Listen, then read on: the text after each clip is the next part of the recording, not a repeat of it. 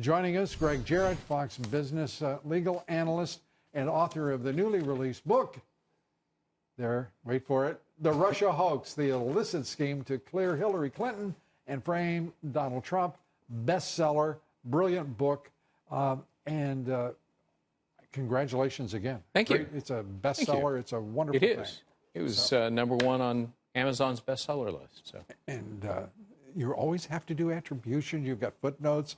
By the way, his book is so footnoted that I haven't seen anything like that since I was in college. I mean, to see that many footnotes is extraordinary. But you had to have it bulletproof. I understand your reasoning. And yes.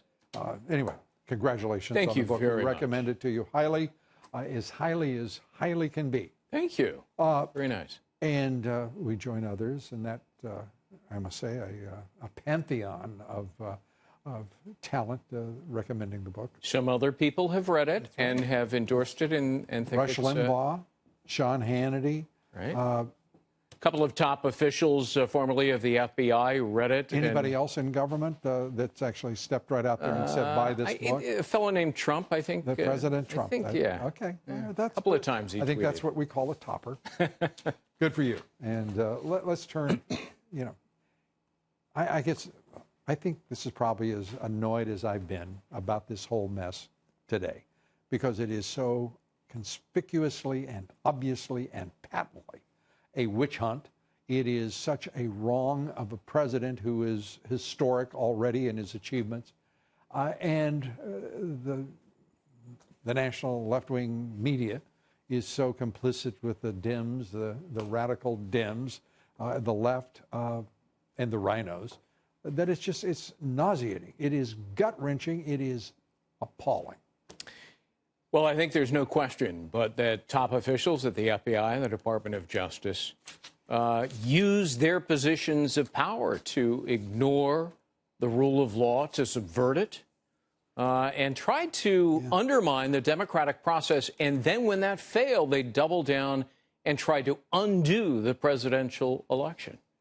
Is there, in your judgment, any greater crime, any greater wrong being done to the president than by the leadership of the Republican Party, who refused, the leadership of the Republican Party, right, who refused to stand with this president, who refused to tell Rod Rosenstein, the Deputy Attorney General, others, to just step aside.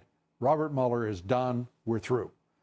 I honestly have never seen an official, top official of the Department of Justice, who is so blatantly defied lawful subpoenas and treated Congress with contempt.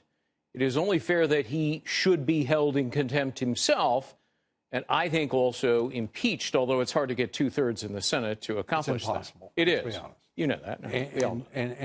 But the very idea that they don't bring the weight of their positions as leaders of the Republican Party.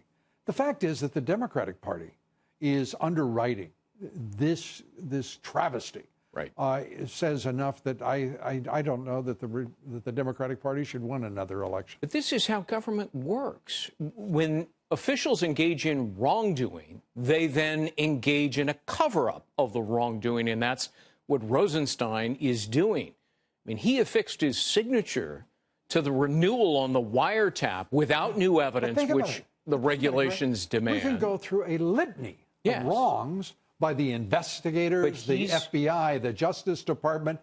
We can go through all of them. He's leading the cover. There's not a single wrong by this president, his campaign, or his administration. That's right. And there was never any probable cause to launch the investigation against him. So how do we extricate our government from the grip of this toxic, corrupt government that is presided over by radical Dems and the deep state?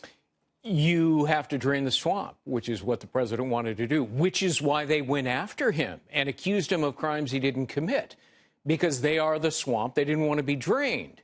They wanted a third term for Barack Obama, which was Hillary Clinton. I get it. What do we do now? What does this president do now?